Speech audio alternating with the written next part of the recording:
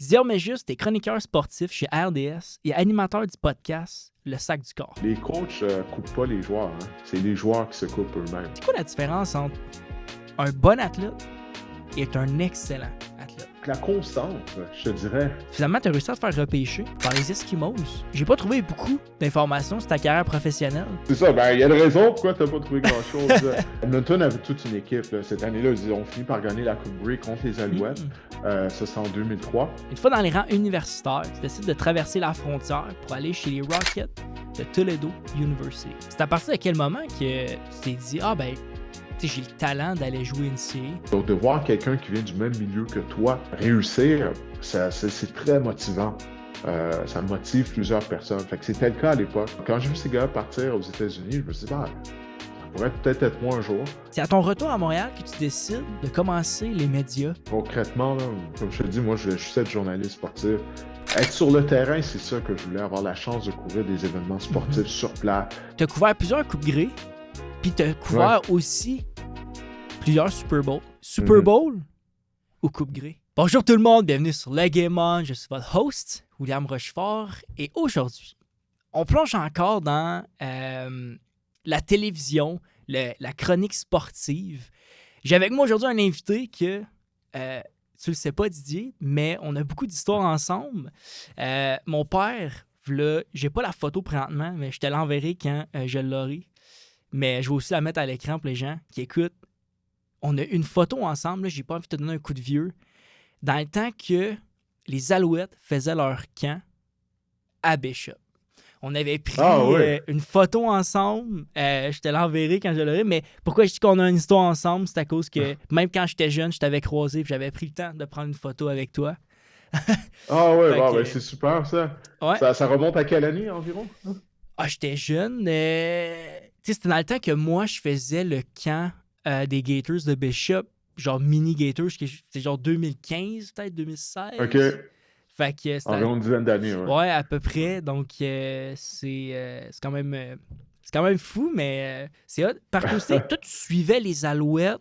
T'étais-tu chroniqueur pour les Alouettes ou tu suivais les Alouettes comme en temps avec RDS, tout ça?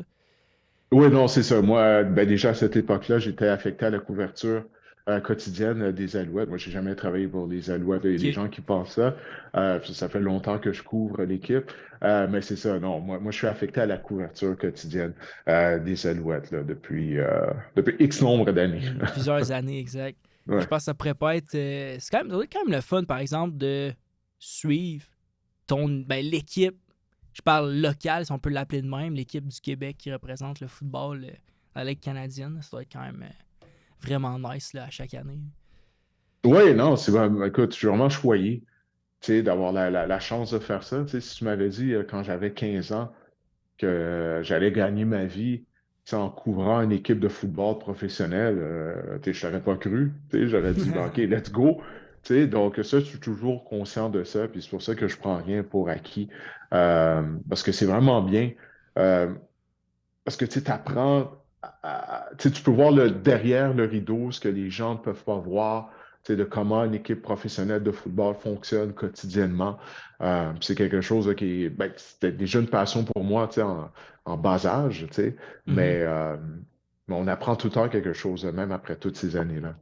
C'est vrai que ça va être quand même intéressant quand t'es comme un peu...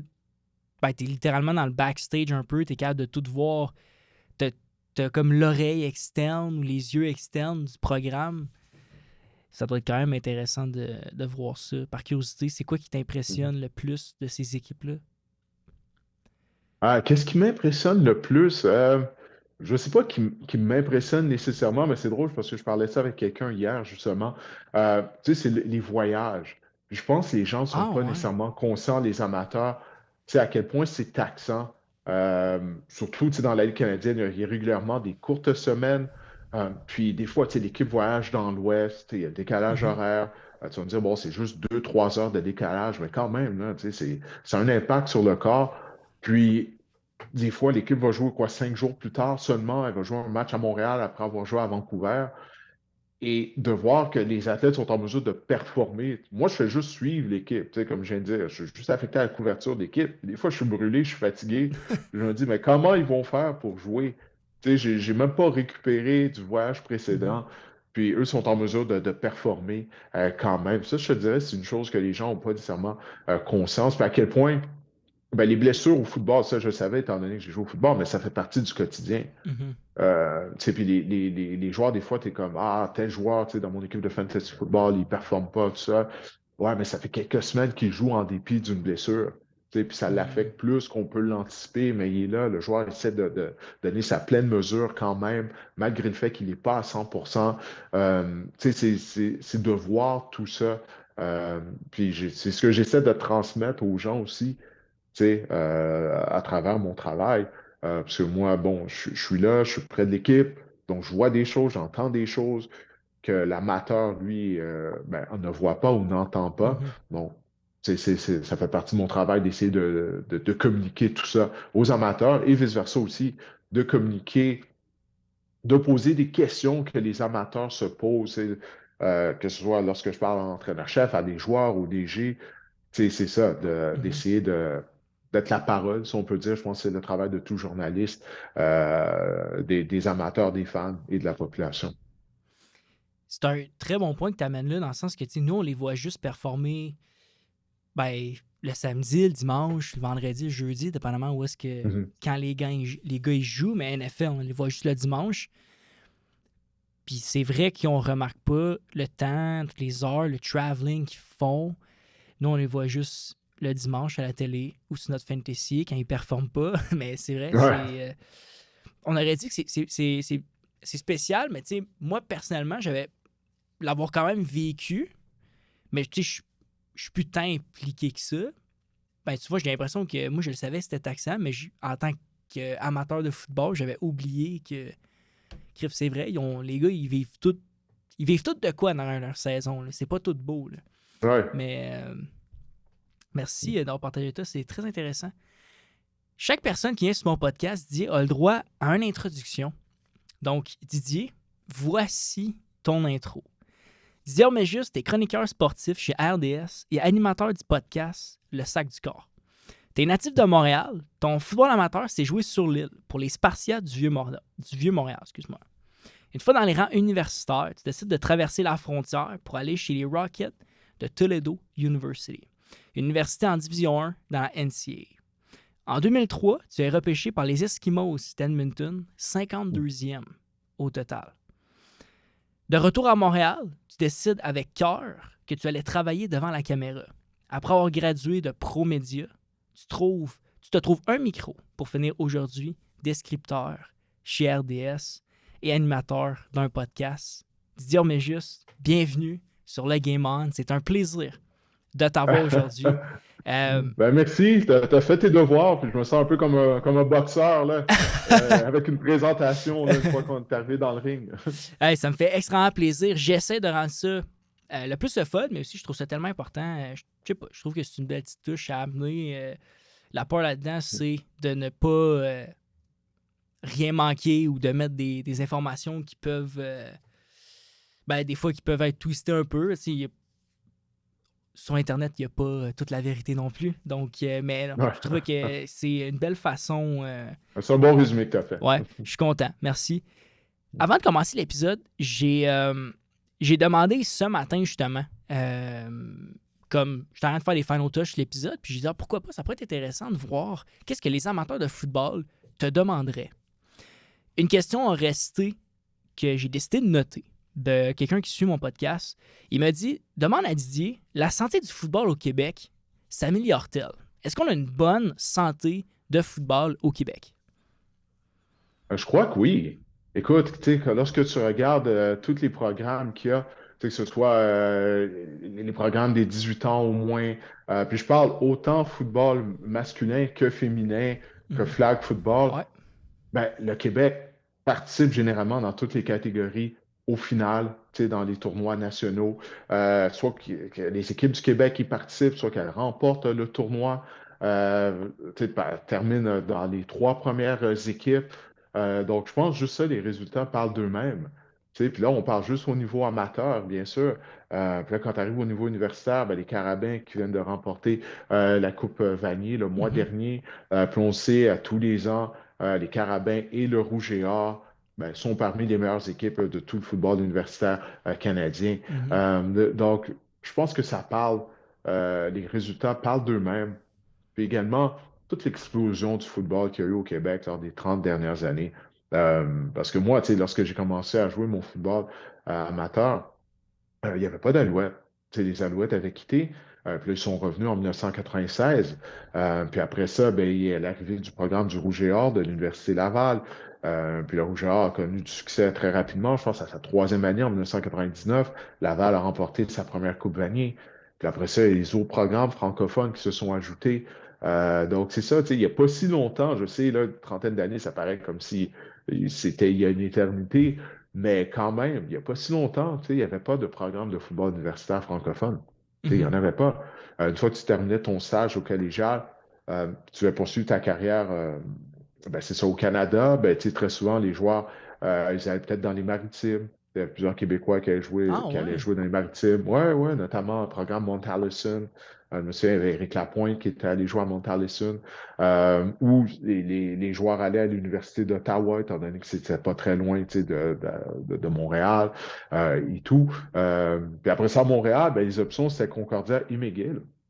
Mais ce sont deux universités anglophones, malgré le fait que tu peux prendre des cours en français là-bas. Mais c'est ça, donc il n'y avait pas de programme universitaire. Donc, tout ça, c'est une longue façon de répondre à ta question. Oui, la santé du football au Québec, justement, le football au Québec est en santé, là. Je pense que ça, c'est évident. Mhm. C'est moi la question que je me demande, c'est est-ce que le football au Québec a déjà été en décroissance? Tu sais, je pense pas. Tu sais, je me dis, ça peut pas être pire que les années d'avant. Tu sais. Puis moi, je trouve qu'ils se sont quand même bien améliorés. Puis c'est vrai qu'on compétitionne beaucoup. Surtout, il y en a qui aiment s'amuser puis dire que tu sais, le Québec, c'est un peu comme le Texas tu sais, des États-Unis, dans le sens que tu sais, c'est là qu'on sort des joueurs puis on en développe des bons. Mais est-ce que tu suis pas mal le RSEQ, même si tu es pas mal occupé dans tout ce qui est professionnel parce que vous êtes beaucoup Ouais. plus spécialisé dans le pro? Là? Est-ce que tu suis beaucoup ce qui se passe plus universitaire? Tu suis-tu les gars? Moins qu'avant, faute de temps. Parce C'est normal, que, tu sais, comme on parlait avant de commencer l'enregistrement, quand c'est l'automne, toutes les ligues de football jouent en même temps. effectivement. Puis là, à un certain moment donné, de tout suivre, ça devient très difficile. Mhm. Surtout, tu sais, comme je te le disais, avec les voyages, lorsque les Alouettes jouent. Puis des fois, je suis carrément dans les airs, là, dans un avion, pendant qu'il y a des Mhm. matchs en cours. Fait que là, ça devient pratiquement impossible de tout suivre. Tu sais, je regarde, tu sais, je continue de suivre le football de la RSEQ du coin de l'œil, mais je ne peux pas le suivre autant que je voudrais, faute de temps. Puis là-dedans, il y a ma préparation à faire, tu sais, que ce soit pour les Mhm. matchs des Alouettes, pour les matchs de la NFL également. Donc, tout se produit en même temps. Tu sais, toutes les saisons arrivent en même temps à un moment donné. Donc c'est ça. Malheureusement, je suis pas en mesure de suivre la RSEQ autant que je le voudrais. Ouais. C'est correct. Ça, tu sais, on peut comprendre. Là. En même temps, l'important, c'est que tu sois capable de bien performer quand tu animes les matchs professionnels, que c'est là qu'on te voit de toute façon. Mais c'est ma job, c'est ça, c'est Exact. ma job. Donc, Exact. faut y aller Exact. avec les priorités. Est-ce que quand tu as l'air de suivre pas mal les Alouettes partout, là, est-ce que tu suis vraiment tous les matchs, même quand ils sont à l'extérieur et tout, tu te déplaces tout le temps, tu es la personne qui est Oui. sur le sideline? Oui, exactement. Tu Ah sais, je ouais? suis sur les lignes de côté, que ce soit les matchs à domicile ou sur la route. Je voyage lorsque les Alouettes jouent sur la route. Pour ça, je suis choyé tu sais, d'avoir le poste que j'ai. Parce qu'en plus, avec l'état des médias en général, que ce soit à la télé, à la presse écrite, ben, il y a de moins en moins de gens qui voyagent, c'est qui ont Mhm. la chance de suivre les équipes locales sur la route. Donc, moi, j'ai cette chance-là. Donc, oui, donc je suis présent. Donc, ça, je te disais tout à l'heure, tu sais, euh, les voyages et tout, la façon que ça peut fatiguer une équipe. Mhm. Ben, tu sais, moi, des fois, c'est ça, ça m'épuise, puis je joue pas, là, tu sais, je fais juste suivre l'équipe. Donc, je suis impressionné de voir comment les joueurs sont en mesure de performer, tu sais, malgré tout ça, là. Est-ce que tu es capable de te créer quand même une bonne relation avec les gars? T'sais, le fait d'être sur le sideline, de, je sais pas, les interviewer, veux pas, la majorité doivent te connaître aujourd'hui aussi, là, mais. Oui, ben, tu sais, c'est comme euh, toute relation interpersonnelle, hein, tu sais, c'est une question Mhm. de respect. Exact. Alors, quand tu es respectueux envers les gens, ben, généralement, les gens sont respectueux envers toi. Tu pas tout le temps, mais règle générale, puis ça, c'est une règle de base. Mhm. Mais le fait tu sais, que je suis présent régulièrement aux entraînements, ben, ça aide aussi tu sais, pour que les joueurs te connaissent. Tu sais, quand tu es là régulièrement, ben, les joueurs s'en rendent compte. Tu sais, ils voient le visage, même si tu leur as jamais parlé, mais ils voient ton visage, puis ils savent que tu es là régulièrement. Puis à cause de ça, ben, ça amène un certain niveau de respect aussi, je crois. Mhm. Ton histoire a commencé où pour toi, Didier? Je sais que tu es un gars de Montréal. J'ai pas eu trouvé beaucoup d'informations sur Ouais. ton football plus jeune. Ah, l'Internet Tu n'était pas développé à l'époque. sais, même, j'ai même dû gratter assez fort pour trouver que tu allé au vieux. Euh, mais de où ça a parti l'histoire du sport pour toi, Didier? Je suis curieux de savoir. Ouais. Ben, pour ce qui est du football, c'est que moi, je faisais de l'athlétisme. Ah Donc, c'est ouais. l'athlétisme qui m'a amené au football, ouais. Je pratiquais le lancer du poids et je courais le 200 mètres. Donc, j'étais un lanceur et un sprinter, ce que tu vois jamais. Tu sais, j'avais pesé au moins une cinquantaine de livres de plus que les gens contre qui je courais. J'arrivais à faire les finales. Ben, tu sais, bon, je finissais, tu sais quoi, sixième, septième en finale, mais c'est ça, là, j'étais plus grand, puis j'étais bien plus gros que les gens contre qui je courais à l'époque. Mais quand même, mon meilleur ami, lui, était très bon en athlétisme. Fait que c'est ça. Donc, je faisais de l'athlétisme. Euh, Puis c'est dans mon club d'athlétisme, il y avait un des coachs qui était également entraîneur de football. Puis mon entraîneur d'athlétisme à l'époque, Mario Sabelli, c'est à la fin de la saison, les championnats provinciaux, j'imagine que ça doit être la même chose, l'horaire ne doit pas avoir changé à l'époque. Les championnats provinciaux avaient lieu au début du mois d'août. Et puis là, il m'avait demandé, ben, qu'est-ce que tu vas faire après les provinciaux? Je lui ai dit, bah, tu sais, je vais me tenir avec mes amis, là, tu sais, comme tout jeune de cet âge-là fait, de 13-14 ans. Puis là, il m'avait demandé, il m'a dit, t'as-tu déjà pensé à jouer au football? Tu sais, puis j'étais comme, bah, non, tu sais. Puis il m'a dit, ah, ben, OK, ben, c'est à cause d'Alessandro, qui était entraîneur des coureurs de fond et de demi-fond, mon club d'athlétisme. Euh, ben, lui, il était entraîneur de football. Puis c'est la première année il partait le programme Bantam à Saint-Léonard, pour les Cougars de Saint-Léonard. Puis que là, Ah. il m'avait dit, ben, ça t'intéresse, est-ce que ça t'intéresserait? Je suis comme, bah oui, OK, tu sais. Là, je me suis pointé à une pratique, même pas de crampons, rien. Tu sais, je connaissais rien au football, avec mes souliers de jogging. Mais immédiatement, je suis un des meilleurs joueurs d'équipe. Tu sais, étant donné que je pratiquais de l'athlétisme, Mhm. donc pour mon gabarit, tu sais, j'étais très rapide. Puis on m'avait mis à la position d'ailier défensif, parce qu'ils avaient besoin d'aide en défense. Comme je te dis, c'était la première année du programme Bantam. Donc, c'est ça. Fait que la première pratique, ça a bien été jusqu'à ce que j'affronte Éric Desaulniers, qui était un joueur de ligne à l'attaque. Puis il était super bon. Là, j'avais même pas de crampons, tu sais, dans le sable, dans la terre battue avec mes souliers de jogging. Fait que j'avais rien pour agripper le sol. Fait que là, ça avait été plus difficile. Mais tout de suite, tu sais, j'avais aimé le sport, le football. Mhm. Puis le football m'aimait en retour, tu sais, parce que j'étais bon. Fait que tout de suite, j'étais comme, OK, ça, c'est un sport dans lequel je pense que je peux exceller. Tu sais, donc, c'est comme ça que ça a commencé pour moi. Le football t'aimait en retour. C'est bon, ça. C'est bon. C'est vrai que, ben, c'est une bonne façon de dire que t'avais du talent à ton âge à ce moment-là. Mais c'est vraiment cool. J'ai joué contre Saint-Léonard. C'est dans quelle année, ça, à peu près? Oh, ça fait longtemps, là. Écoute, là, J- j'ai j- commencé à jouer première année dans le Bantam, 92. 92, OK. OK, Ouais. fait que ça fait longtemps que ça existe, là, les Cougars Saint-Léonard. C'est ça que ça veut dire, là. Oui, oui, oui, ça remonte même à plus loin que ça. Parce qu'à cette époque-là, il y avait une équipe junior, une équipe midget. Puis comme je te Aïe, dis, aïe. là, ils ont ajouté le Bantam, puis après, ils ont ajouté les autres catégories Mhm. jusqu'au moustique. Ouais. Mais Fait que- c'est à quel point le football n'était pas développé non plus au Québec. Tu sais, c'est un exemple de ça, là, à cette époque-là. Moi, je me souviens, à mon école secondaire, là, j'étais la seule personne qui jouait au football. Je suis arrivé avec mon Ah, manteau ouais. des Cougars. Oh, oui, je suis arrivé avec mon manteau des Cougars de Saint-Omer. J'étais tellement fier. Tu sais, avec tout mon numéro, ma position, mon nom sur l'autre manche. Puis là, tout le monde me demandait, hey, c'est quoi DE? Tu sais, c'est ma position defensive end. Mhm. Et j'en avais aucune idée à cette époque-là. Le football, c'était pratiquement underground à cette époque-là. Là. Je parle au milieu des années 90.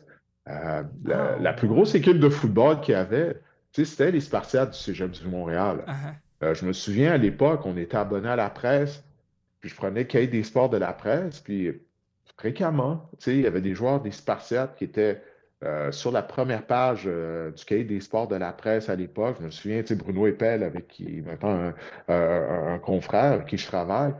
Bruno était tout un joueur de football à l'époque. Tu sais, Éric Lapointe, il y avait Mathieu Baudouin, qui était un ailier défensif, qui lui avait joué à Syracuse, puis il était recruté comme c'est. Je me souviens encore, il y avait une photo de lui, puis il y avait des boîtes, puis il y avait plein de lettres qu'il avait reçues, puis il en tenait dans ses mains, mais il y en avait. Tu sais, je pense que tous les programmes essayaient de lui offrir une bourse. Tu sais, c'est un grand, gros gars qui était rapide. Euh, Fait que c'est ça, c'était dans une époque, dans un monde complètement différent là, en termes de football. En fait, la situation du football à Mhm. cette époque-là, au Québec. Fait que tu as décidé de suivre les pas de tous ces joueurs-là, puis tu t'es dit, ben écoute, je vais aller au vieux. Est-ce que le vieux t'ont recruté ou à ce moment-là, c'est comme tu venais de Montréal, t'es allé au vieux, puis si tu faisais l'équipe, tu y restais comme? Oui, ben, moi, c'est ça, je jouais pour les Cougars de Saint-Léonard, puis ma sœur avait un ami, Christian Côté, qui jouait maraudeur pour les Spartiates. Puis il était venu chez moi, puis là, il m'avait vu, puis il était comme, oh, puis je pense que j'avais quoi, 16 ans? Ouais, j'avais 16 ans. Puis là, tu sais, il a vu ma grandeur, tu sais, à 16 ans, puis là, on s'est mis à jaser, puis là, il me dit que je joue au vieux. Moi, je capotais, tu sais, je suis comme, waouh, c'est vrai, il joue au vieux Montréal, tu sais. Puis là, il m'a dit, il faudrait que tu viennes à une pratique en gymnase. Il y a des pratiques en gymnase, c'est vendredi soir, tu sais, au cégep. Puis, fait que c'est ça, j'étais allé, puis j'ai rencontré Marc Santerre, qui était Mhm. l'entraîneur-chef à l'époque. Puis après la première pratique, il m'avait dit, tu sais, toi, t'es un gars, tu sais, qui aurait un bon potentiel, tu sais. Fait que j'ai continué d'aller aux pratiques en gymnase ce vendredi. Puis là, il y avait eu le camp de printemps. Puis le camp de printemps avait bien été. Puis là, c'est là, il m'avait dit, écoute, il te reste une année midget, mais si tu viens ici, tu vas jouer, tu sais, dès Mhm. l'automne. Là, c'est à toi de décider, tu sais, si tu veux continuer ton parcours midget, jouer ta deuxième année midget, il n'y a aucun problème avec ça. Mais si tu veux venir jouer immédiatement avec nous, nous, on serait heureux de t'avoir. Puis, tu sais, moi, de jouer pour les Spartiates, tu sais, comme je te dis à l'époque, tu sais, les Spartiates, c'était l'équipe de football numéro un au Québec, là. Mhm. Je sais que ça peut paraître absurde de dire ça d'une équipe collégiale, mais c'était le cas. Fait que moi, j'étais comme, puis l'uniforme noir et or, j'étais comme, non, regarde, faut que j'aille jouer au vieux tout de suite, j'ai la chance d'aller jouer au vieux. Ouais, donc c'est ça, fait que c'est comme ça. Donc, j'ai pas joué ma deuxième année midget, étant donné que j'avais été admis au cégep. Fait que j'ai commencé à jouer collégial. Je pense que c'est le joueur le plus jeune de l'équipe à l'époque, là, quand j'ai C'est... commencé à ma première année au vieux. Aïe, aïe, c'est quand même malade. Est-ce que j'ai vu dans un podcast comme quoi tu disais que t'avais beaucoup de difficultés à l'école? Ben, en fait, pas de difficultés, plus, t'étais pas le gars le plus assidu en classe. Hmm. Euh, Pourquoi tu penses que le sport nous garde à l'école? Ben, parce qu'on aime le sport. Tu sais, toi-même, tu as joué au football, tu as joué Mhm. parce que tu aimais ça. Il n'y a personne qui t'a forcé là, à aller jouer au football. Tu sais. Effectivement. Euh, c'est parce qu'on aimait ça, tu sais, puis surtout à cet âge-là, quand tu es jeune. Tu sais, comme je t'ai dit tout à l'heure, dès ma première séance d'entraînement, j'ai aimé le football, puis le football m'a aimé parce que c'est un fit. Tu sais, puis à cet âge-là, tu recherches quelque chose dans lequel tu es bon. Mhm. Tu sais, il y en a pour qui c'est à l'école, tu sais, c'est au niveau académique, mais c'est pas comme le cas pour tout le monde. Tu sais, puis moi, j'avais pratiqué plusieurs sports. Tu sais, j'avais joué au baseball aussi. Je ne suis pas très bon au baseball, au basket, je ne suis pas très bon non plus. Euh, L'athlétisme, tu sais, comme je t'ai dit, ça, j'avais un certain succès, tu sais, au lancer du poids. Tu sais, j'ai été champion provincial. Mais le football, tu sais, c'est un fit. Puis je pense à cet âge-là, tu sais, quand tu as 12, 13, 14, 15, 16 ans, c'est ça que tu recherches, tu sais. Puis en plus, tu sais, les joueurs au sein de l'équipe, fait que là, il y a l'esprit de groupe, tout Mhm. ça. Tu sais, fait que, ouais, donc c'est ça. Tu sais, c'est ça. Quand j'ai dit tout à l'heure que j'ai aimé le football, puis le football m'aimait en retour, c'est ça. C'est un bon fit. Mhm. Ça, je- je peux comprendre. Tu sais, je l'ai vécu, là. Je sais pas s'il y a une personne avec qui j'ai parlé. Ben, en fait, ils m'ont pas mal tout dit que c'est le sport qui les gardait à l'école. Tu sais. Fait que c'est pour ça que Ouais. j'étais comme ça peut être intéressant, surtout que toi, tu avais été quand même assez ouvert d'en parler dans des émissions. C'est-à-dire que. Parce que par après, tu as décidé d'aller à NCA, ce que je comprends, puis tu t'avais fait dire par, je pense que c'était Marc qui t'avait dit ça, Marc Santerre, puis t'as dit, tu sais, si tu veux te rendre là, t'auras pas le choix d'être plus sharp à l'école, puis Ouais, fait que c'est pour ça que je me disais, ouais, ça aurait pu être vraiment intéressant, puis c'est vrai que quand je regarde ça, quand j'étais au cégep, même moi, j'allais au cégep, j'allais jouer au football avant d'aller au cégep, là. Fait que ouais. c'était Mais c'est comme ça pour plusieurs jeunes hommes. Tu sais, exact. les gars, on n'est pas aussi concentrés à l'école comparativement aux jeunes filles. Tu sais, ça, c'est règle générale, Mhm, là. Donc, tu sais, des fois, c'est juste de trouver une raison pour s'accrocher. Tu sais, juste de trouver une raison. Et ça, pour étudier, tu sais, pour faire tes devoirs. Euh, tu sais, c'est ça que ça prend. Ça prend une motivation, une source de motivation des fois pour les jeunes hommes. C'est le cas aussi pour certaines jeunes filles aussi, mais ça prend une source de motivation en dehors de l'école, tu sais. mhm. Fait que pour moi, c'était le football. Je m'en souviens comme si c'était hier, qu'est-ce que tu viens de dire là, quand je suis assis dans le bureau de Max Santerre, puis il m'a dit ça. Tu sais. Puis, tu sais, ça avait été un wake-up call, là, carrément. Tu sais. Fait que je dis pas que je me suis mis à péter des scores, comme on dit, du jour au lendemain, mais au moins, ben, je faisais qu'est-ce que j'avais à faire dans la salle de classe. Mhm. C'est à ce niveau-là, parce que ça, c'est une des choses du football, tu sais. T'as beau être très talentueux, puis je suis sûr que tu dois en avoir vu des joueurs qui avaient un talent fou, là, mais ils n'allaient pas à leur cours. Mhm. Fait qu'à un moment donné, tu sais, si tu veux aller jouer collégial, si tu veux aller jouer universitaire, faut que tu aies tes cours, faut que tu aies des notes. Tu sais, il y a un certain standard académique que tu dois maintenir 100%. pour être admissible à jouer. Tu sais, moi, j'en ai vu, tu sais, des gars, là, tu sais, qui étaient très bons. Tu sais, puis j'aurais pu facilement être un de ces gars-là, qui étaient très bons, mais ils n'allaient pas à leur cours. Fait que c'est ça, là. Tu sais, j'ai un coéquipier au Vieux-Montréal. Je sais que Ohio State avait de l'intérêt pour lui à l'époque. Aïe aïe. Tu sais, il n'allait pas à ses cours. Donc, Mhm. tu sais, malheureusement, on ne saura jamais du genre de joueur qu'il aurait pu devenir. Jusqu'à ce jour, ça demeure une réalité. Si tu veux avoir une carrière au football, tu dois aller à tes cours. C'est pas juste que tu dois aller à tes cours, tu dois rencontrer des standards académiques qui font en sorte que tu es admissible, que tu sois en mesure de graduer pour aller passer à l'étape suivante, que ce soit le collégial, l'universitaire ou même si tu veux aller jouer pro. Mhm. C'est à partir de quel moment que tu t'es dit, ah ben, tu sais, j'ai le talent d'aller jouer NCA? Parce que tu as choisi d'aller dans NCA, tu aurais peut-être pu continuer au Québec, mais tu as décidé d'aller aux Mhm. États. Je suis curieux de savoir, c'est probablement avant justement que tu ailles le talk avec Marc Santerre et te dire qu'il faudrait que tu sois un peu plus assidu à l'école, là. Ouais, je te dirais, tu sais, tout d'abord, c'est ça, tu sais, les Québécois qui jouaient à l'universitaire américain, c'est pas comme aujourd'hui, là, où est-ce qu'il y en a encore, on peut même plus les compter, il y en a tellement, là, tu sais, là, puis Ah, non seulement ça, les joueurs, puis les gars partent très jeunes, ils vont dans des prep schools même pour apprendre l'anglais et tout, fait que ça, c'est complètement différent maintenant. À l'époque, il y avait, la première fois que j'ai rêvé à ça, c'est en regardant jouer Chumanga Biakabutuka. Je sais pas si tu connais, non. t'as John Tim, non, c'est ça qui est fou, avec le temps, il passe tout. Chimanga Biakabutuka, c'était un porteur de ballon pour les Cheetahs du cégep de Vanier. OK. Il venait de Longueuil. OK? Puis il est allé à Michigan. Il a connu une brillante carrière pour les Wolverines de l'Université de Michigan. Et il a été un choix de première ronde au repêchage dans la NFL. No OK? way. Porteur de ballon. Oui, dans le top, top 10, top 12. Les Panthers à Caroline l'avaient repêché.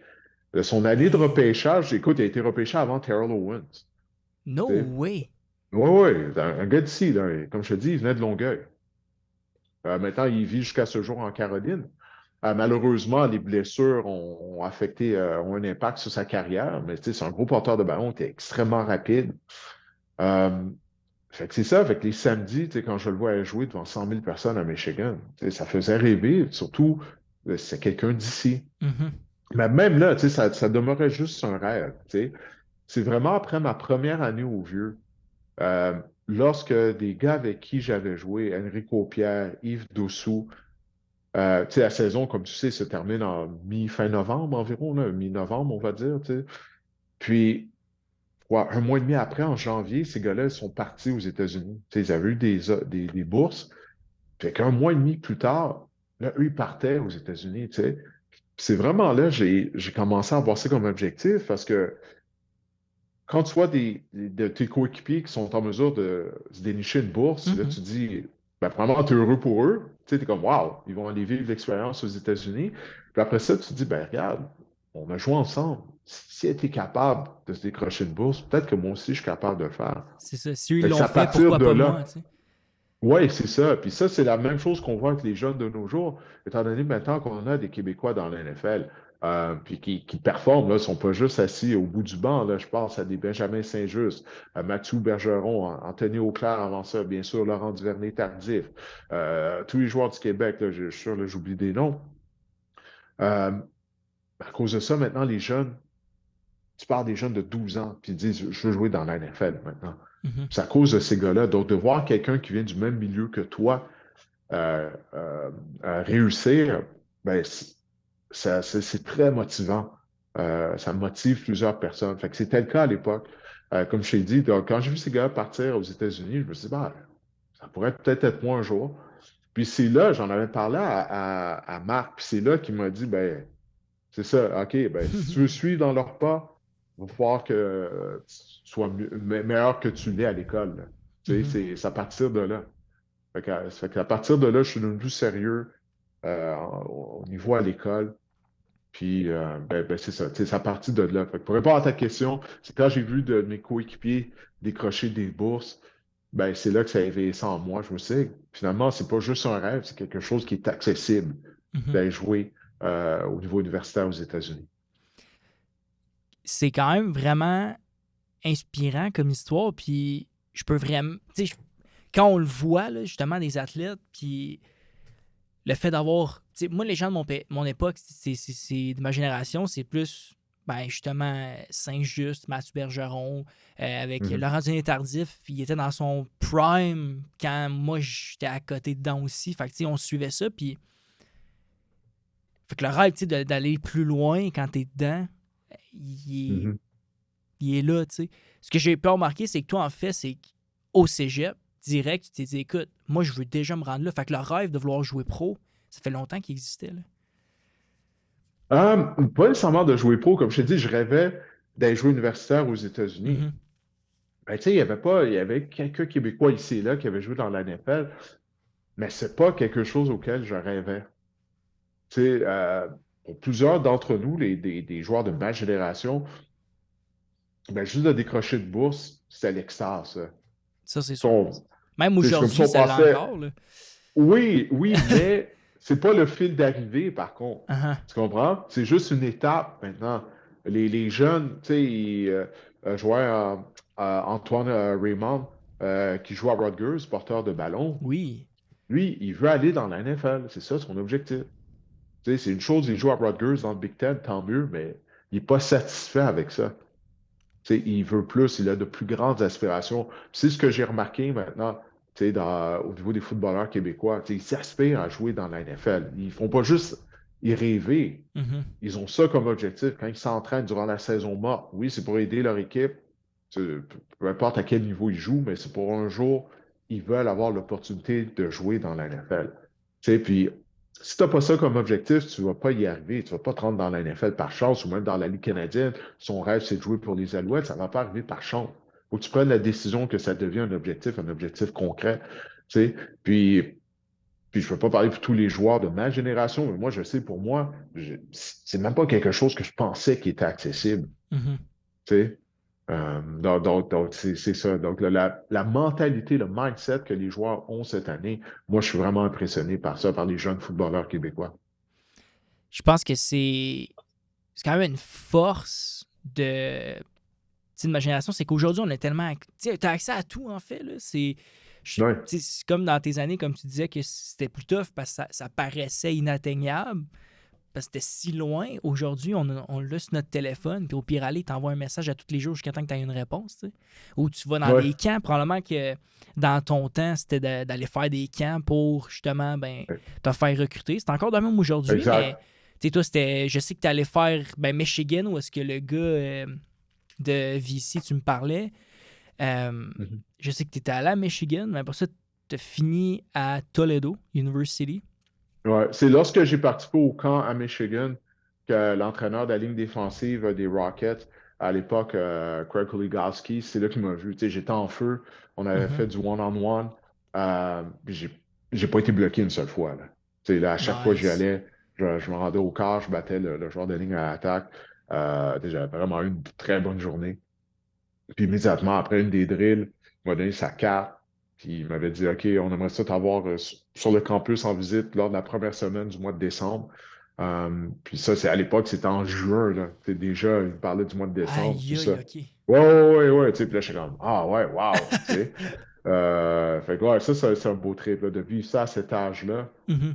Tu sais, puis là, tu te dis, OK, là, je peux atteindre mon objectif, là, c'est une réalité. Puis là, tu commences à recevoir des lettres. À chaque jour, je revenais de l'école, puis il y avait des lettres d'université. Tu sais, Eh, c'est vraiment des malade. beaux moments, là, quand tu as Mhm. cet âge-là de vivre ça. Tu sais, puis c'est vraiment cool, là. Puis ça te fait gagner en confiance. Tu te rappelles-tu des lettres de quelle équipe tu avais reçu? Parce que tu as fini par Toledo. Ouf. Pourquoi tu as fini avec Toledo finalement? Mais tu sais, c'est la première équipe qui m'avait démontré de l'intérêt. Mhm. Tu sais, puis c'est pas une bonne raison pour choisir d'aller à l'université. Tu sais, il y a tellement d'autres facteurs là aussi. Tu sais, mais tu sais, j'étais tout seul à travers ce processus-là aussi. Mais tu sais, le fait, comme je t'ai dit, qu'immédiatement, tu sais, il m'a offert une visite, tu sais, pour moi, tu sais, ça voulait dire quelque chose. Puis aussi, le programme, c'est un programme gagnant. Tu sais, moi, je viens du Vieux-Montréal, tu sais, en tout cas, on a gagné trois bols d'or consécutifs. Euh, tu sais, c'est ça, fait de faire partie d'un programme gagnant qui avait déjà une culture gagnante, c'est important à mes yeux. Tu sais. Mhm. Fait que, entre le talent et la discipline, c'est quoi qui t'a permis de rester NCA?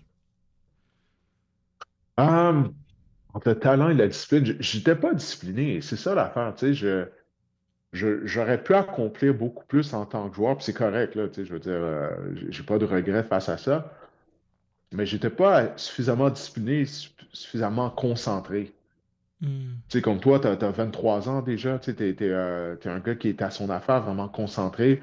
Mais tu sais, moi, je me laissais distraire, tu sais, puis c'est la première fois que j'étais pas chez moi, tout ça, tu sais, fait que tu es sur un campus, il y a des parties à toutes les fins de semaine, il y a des filles, tu sais, il y a beaucoup de choses pour te distraire, là. T'es dans l'équipe de Faut tout foot. t'es dans l'équipe de football, c'est ça, fait que tu sais, beaucoup de distractions font en sorte que tu ne touches pas à tes livres quand Mhm. tu retournes dans ton appartement ou dans ta chambre de dortoir. Tu sais, que tu ne mets pas à lire les chapitres que tu es supposé de lire Mhm. pour le prochain cours.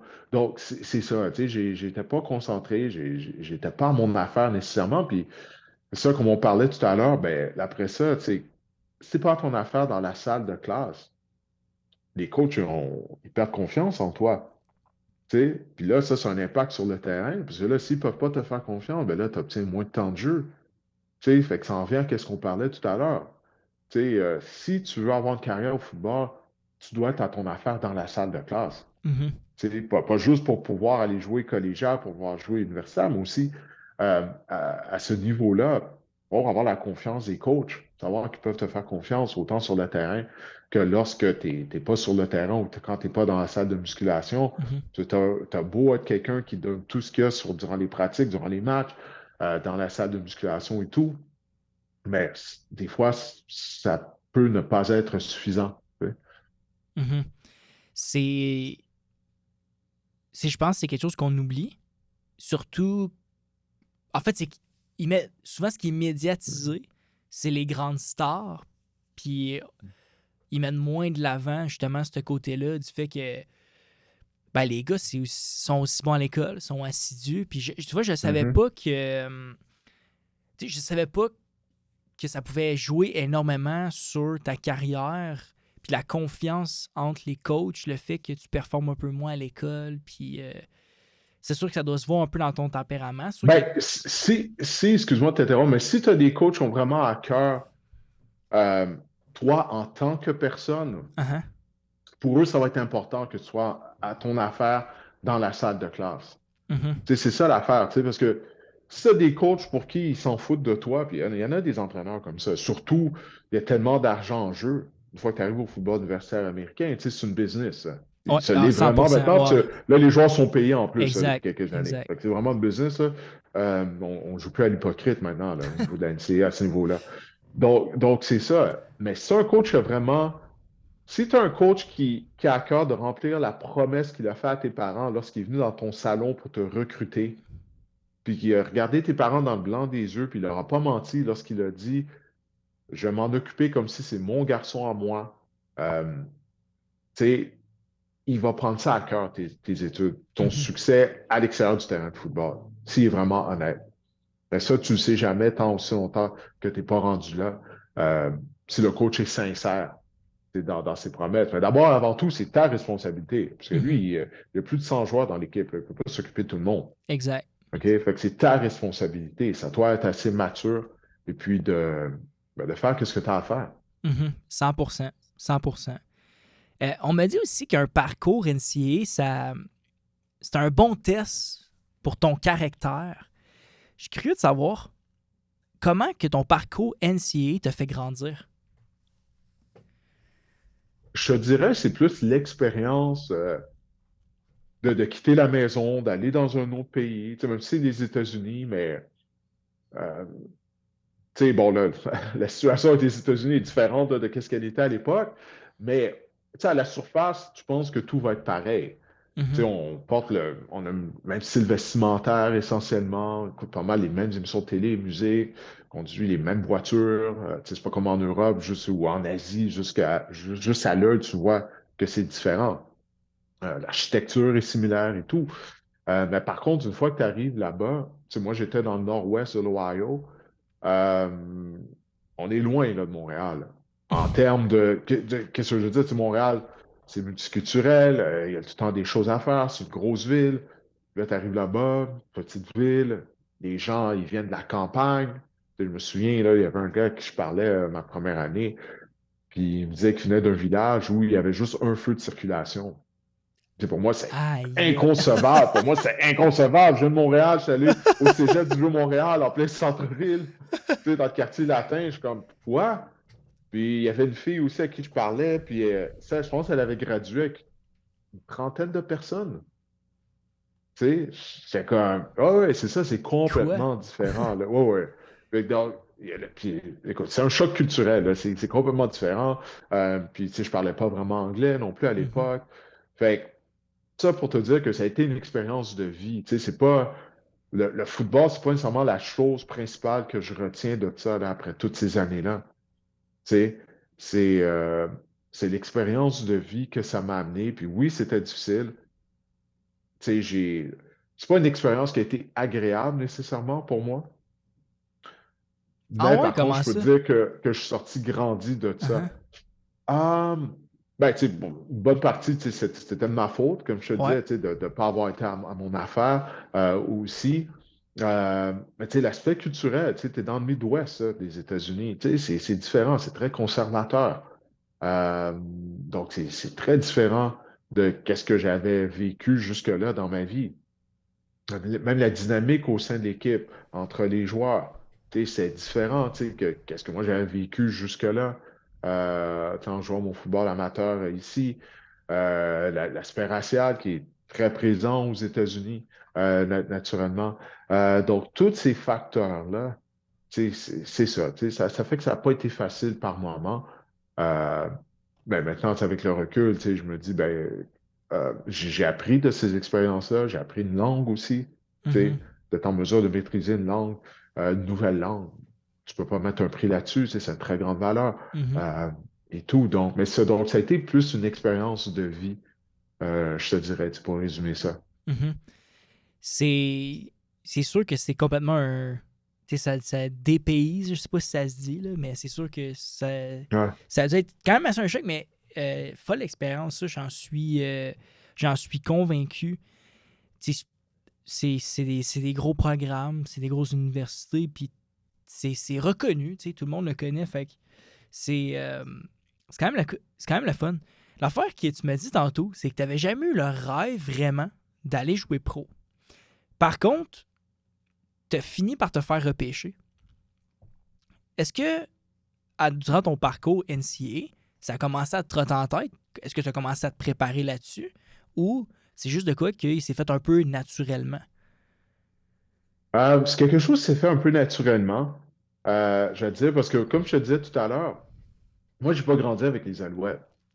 Tu sais, Hmm. quand les Alouettes sont revenus à Montréal, je pense que j'avais 17, 18 ans déjà. Tu sais, puis là, c'est comme, OK, cool, il y a une équipe professionnelle à Montréal. Euh, mais j'ai pas grandi en regardant les Alouettes. Tu sais, comme les joueurs, les Québécois maintenant qui font partie de l'édition actuelle, ben, eux, ils ont grandi en regardant les équipes d'Anthony Calvillo et compagnie. Ouais. Tu sais, moi, c'était pas le cas, parce que les Alouettes n'existaient plus, tout simplement. Donc, c'est ça. Tu sais, puis comme je te disais tout à l'heure, la NFL, ça semblait inatteignable. Tu sais, je regardais ça à la télé mais en me disant, waouh, c'est incroyable, mais ça me passait même pas par la tête de la possibilité que je puisse y Mhm. accéder. Fait que non, encore une fois, tu sais, c'est un peu comme le football universitaire. Tu sais, c'est lorsque mes coéquipiers, certains de mes coéquipiers qui étaient également canadiens, ont commencé à être repêchés par des équipes de la Ligue canadienne, que là, je me disais, hey, ça pourrait être possible aussi, tu sais. Mais ça n'a jamais vraiment été un objectif pour moi, je veux dire, ben honnêtement. Parce que, étant donné mon parcours, étant donné que j'étais plus vieux, vu que, tu sais, j'avais passé du temps au cégep et tout, fait que le temps que je me fasse repêcher, là, je suis rendu à la mi-vingtaine. Puis, tu sais, j'avais des amis qui, eux, jouaient pas au football. Puis leur vie était, tu sais, ils étaient déjà établis là, dans la vie. Ils étaient déjà sur le marché du travail. Il y en a qui avaient déjà acheté une maison, ils étaient en voie d'acheter une maison. Puis là, toi, tu regardes ça, tu es comme, bon, moi, je joue au foot, OK, c'est cool, mais j'ai pas d'argent, tu sais, j'ai pas une scène. Ah, Là, tu reviens de l'université. Tu dois réaménager chez tes parents. Tu sais, puis là, c'est comme, OK, là, ça s'en va où? Fait que moi, je vais te dire, regarde, je vais m'essayer une fois, si je suis repêché, tant mieux. Je vais m'essayer une fois, mais si ça ne marche pas, ben, ça sera ça. Là, je vais devoir passer à autre chose. Parce que là, je me disais, écoute, il faut que je commence ma vie à l'extérieur du football, tu sais. mhm. C'est quand même fou, mais c'est vrai, tu sais, ça, c'est une réalité que tout a remarqué à ce moment-là, mais avec du recul, j'y repense, puis c'est vrai que, ben, tu sais, même les gars qui ont mon âge présentement, tu sais, tu vas me dire, tu sais, ils sont encore jeunes, mais, tu sais, mettons, quand je vais voir mes boys qui jouaient à Laval, à Montréal, peu importe, Sherbrooke, puis Mhm. on jase, c'est qu'on est à... Eux, ils sont encore dans le monde du football, tu sais, c'est là qu'on voit que, crif, on évolue, tu sais, à l'extérieur de ça. Ouais. Mais c'est quand même fou quand tu l'as réalisé, ça a dû être quand même quelque chose. Mais c'est bon comment tu l'amènes, sérieusement. C'est un bon point de vue à avoir. Finalement, tu as réussi à te faire repêcher par les Eskimos. J'ai pas trouvé beaucoup d'informations sur ta carrière professionnelle. Comment ça s'est Ben, passé, écoute. cette phase? C'est ça. Ben, il y a une raison pourquoi tu n'as pas trouvé grand-chose. C'est que, tu sais, j'ai été retranché lors du camp d'entraînement. Que... Edmonton avait toute une équipe, là. Cette année-là, ils ont fini par gagner la Coupe Grey contre les Alouettes. Hmm. Ça, c'est en 2003. Tu sais, ils avaient Ricky Ray au poste de quart. Jason Maas No faisait partie de way! l'équipe. Ouais, ouais, Jason Maas faisait partie de l'équipe. L'entraîneur-chef était Tom Higgins. Danny Machocha était le coordinateur à l'attaque Hey! d'Edmonton. Ouais, ouais, c'est fou là, comment le monde est petit là, quand tu regardes ça. Puis Tom Higgins, qui était l'entraîneur-chef et l'entraîneur de la ligne défensive, là, c'est lui personnellement qui m'a coupé, qui m'a dit qu'on va devoir aller dans une autre direction. Et Tom Higgins, éventuellement, est devenu entraîneur-chef des Alouettes, que j'ai couvert. Tu sais? Fait que tu vois comment le monde du football est petit. Puis inquiète-toi pas, à chaque opportunité que j'avais, je rappelais à Tom qui avait mis fin à mon rêve de devenir athlète professionnel. Ben, tu sais, c'est toujours en Mhm. blaguant. Puis il me répondait toujours la même chose. Il me disait, tu sais, Didier, les coachs coupent pas les joueurs, hein. C'est les joueurs qui se coupent eux-mêmes. En voulant dire, tu sais, Oh! ouais, tu comprends, ça, en voulant dire, c'est ta Ouais, performance, là, tu sais. exact. Fait que c'est ça, c'est tout le temps qu'est-ce qu'il me disait, mais c'est tellement un gentil monsieur en plus, tu Mhm. sais, Tom Higgins, je suis content d'avoir eu la chance de le couvrir parce qu'il a été entraîneur-chef des Alouettes, mais il était très gentil, puis à chaque fois je lui rappelais ça, ben c'est ça, tu sais, il savait que je n'étais pas sérieux là, à 100%. C'est tellement la meilleure façon là, pour répondre. Ça me fait presque penser. Ouais, je peux rien répondre à ça. Ah, non, Qu'est-ce que c'est tu peux dire ça. à ça? Regarde, tu sais, c'est C'est comme, ça. ouais, OK, tu sais, t'as Exact. raison. Non, effectivement, mais ça, c'est la meilleure façon de répondre. Là. Ça me fait presque penser aujourd'hui quand tu regardes les press conferences avec les athlètes. Des fois, les choses qui te répondent euh, peuvent être assez impressionnantes. Après avoir vécu toutes ces années de football-là, euh, là, tu le couvres en tant qu'analyste. Je suis curieux de savoir, c'est quoi la différence entre un bon athlète et un excellent athlète? Ah, la constance, je te dirais.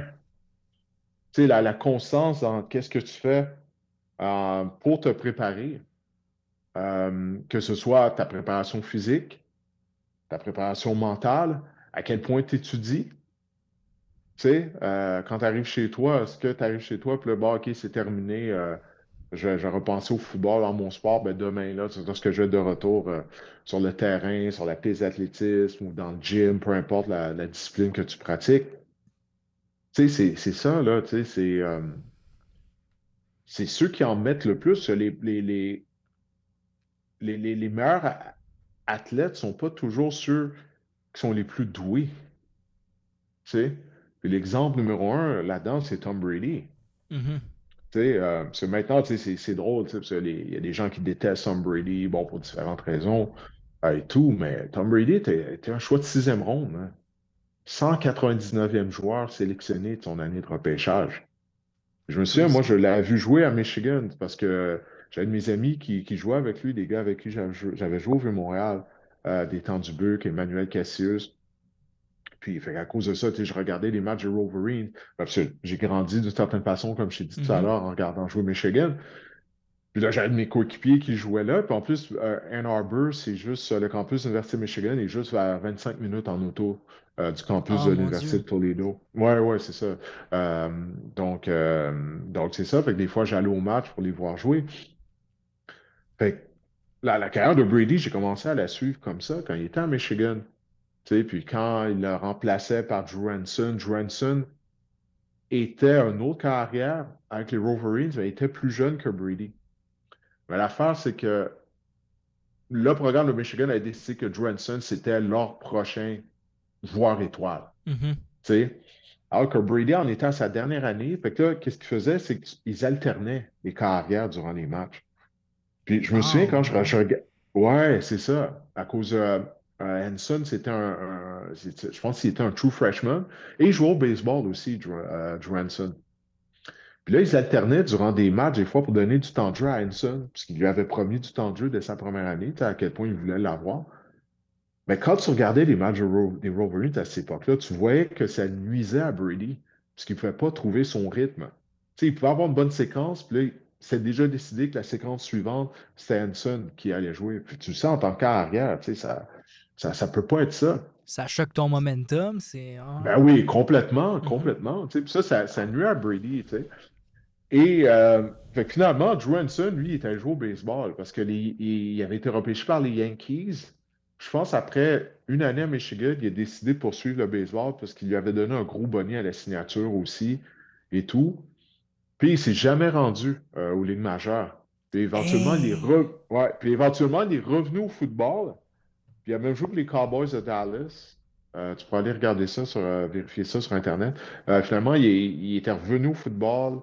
Il a joué notamment pour Dallas, mais tu sais, il a passé trop de temps au baseball, puis, surtout à la position de carrière. Tu sais, ça nuit à son développement. Mhm. Fait qu'il n'est jamais devenu un grand joueur. Mais tout ça, là, j'ai pris un long détour.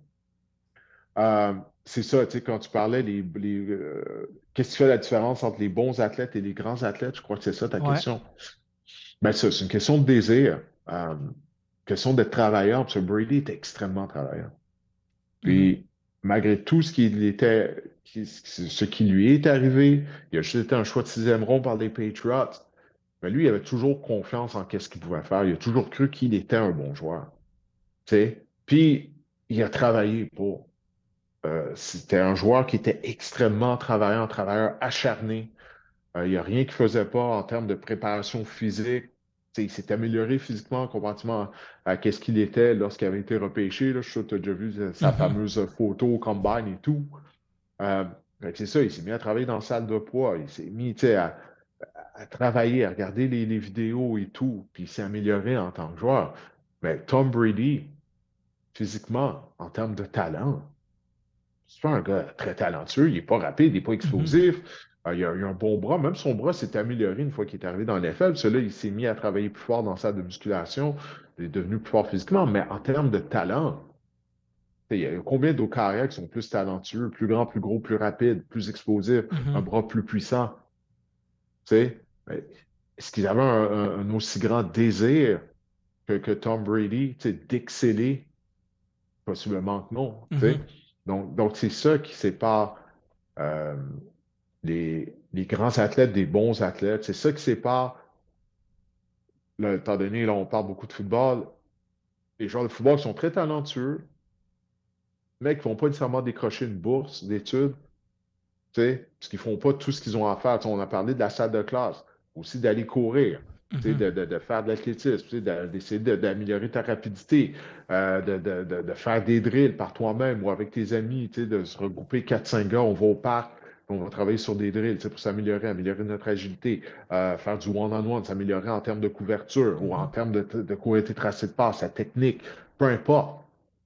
Tu sais, ça, il faut que ça vienne de toi, il faut que ça vienne de ton fort intérieur. Ça, il y en a 100%. qui l'ont, puis il y en a d'autres qui ne l'ont pas. Mais des fois, tu trouves la combinaison de la personne qui est extrêmement douée physiquement, puis elle a ce désir-là en plus. Fait que ça, cette personne-là, elle devient tout un ou une athlète, là, tu sais. J'ai vu un clip de Michael Jordan qui disait qu'il se faisait interviewer, puis c'était dans le temps qu'il était encore aux Bulls, puis il se faisait demander, il y a beaucoup de jeunes athlètes qui aujourd'hui veulent devenir comme toi, Mhm. puis il s'est fait demander c'est quoi les conseils que tu as à donner pour les gens qui veulent devenir comme toi.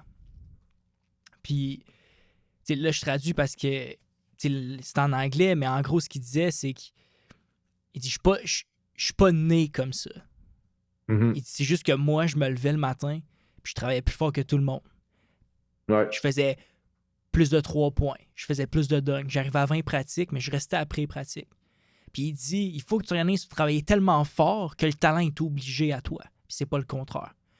Puis là, j'étais comme oh shit. Genre, en tout cas, j'ai trouvé ça excellent, mais c'est le meilleur exemple que tu n'aurais pas pu donner. Parce que Tom Brady est un bon exemple. C'est, si tu prends vraiment le temps de regarder son histoire, toi, c'est le fun parce que Cliff, tu l'as connu quand il était justement, puis il padaugeait dans l'adversité comme tous les athlètes vont vivre dans leur vie. Fait que ouais. vraiment intéressant. Est-ce que c'est une des choses que le sport t'a appris, ça, peut-être? Tu sais, le fait de travailler plus. Qu'est-ce que le sport t'a vraiment appris, toi? Ouais, qu'est-ce que wow, ça, c'est une bonne question. Tu sais, tellement de choses. Tu sais, parce que j'étais dans le sport à un très jeune âge, puis jusqu'à ce jour, tu sais, je suis choyé que le sport a toujours une place dans ma vie.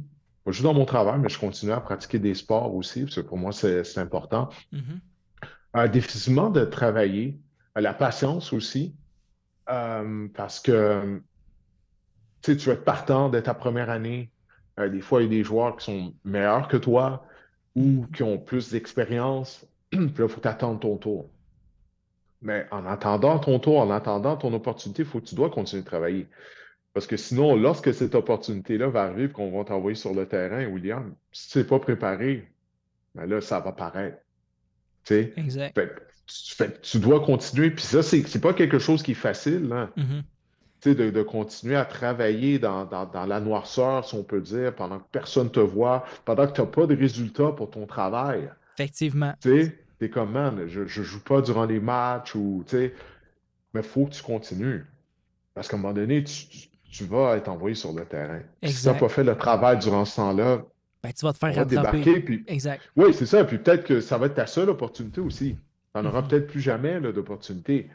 Tu sais, il y a ça aussi. Donc, ça, c'est quelque chose que le travail, que le sport m'a appris. Aussi, il y a une expression au football, the more you can do. Mm. Ça aussi, là, tu sais, d'être polyvalent. Euh, ça a une grande valeur aussi.